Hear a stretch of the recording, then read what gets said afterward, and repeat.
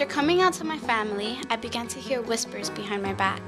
Though aunts and uncles would treat me the same, I would overhear them saying disgusting things about me. One of my aunts even said she would kill me if she ever saw me with a woman. I was also harassed at home by an intimate family member.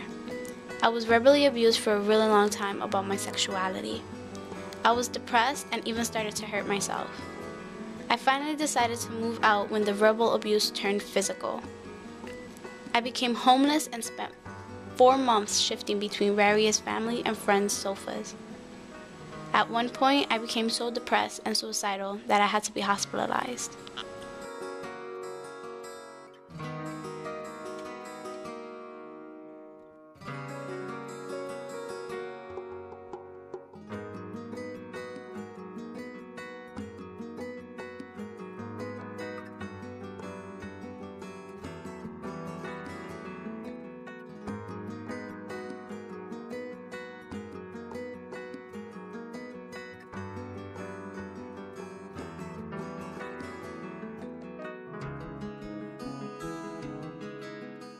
I'm making this film because when I came out, it was the hardest, most scariest thing I ever had to do.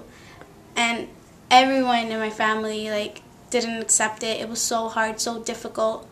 But it's less than 2 years later, and after they got over the shock, one by one, they started to accept me. The first person in my family that I came out to was my cousin Jennifer. It was for my 16th birthday, and we were on a plane going to Florida, and her reaction was she was disgusted by it and didn't understand at all. I thought she was never gonna tell me because before that, I used to talk a lot of bad things about lesbians. But I don't know. Then she told me, and I'm okay with it. I don't like it, but I'm okay with it. I would prefer something else for her, but if that's what she wants, I have nothing to do. Just accept her the way she is and love her. Eventually, my cousin persuaded me to come out to my mother, and I was in a relationship at the time, and I introduced my partner to my mother, and my mother was in shock and was disgusted as well, and she didn't talk to me for a really long time.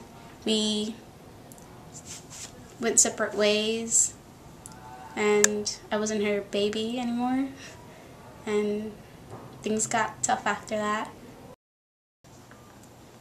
Yo quería una vida de una niña preparada, profesional, casada, con su esposo, con sus hijos, pero si esa es la decisión tuya, eso es lo que a ti te gusta, yo tengo que aceptarlo porque no puedo hacer nada.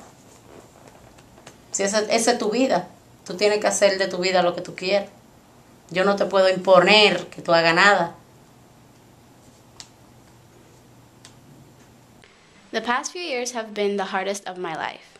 I remember thinking that it would never get better, but it has. The most difficult part was waiting for it all to pass. But now, after the shock has settled, I'm really glad I'm still here.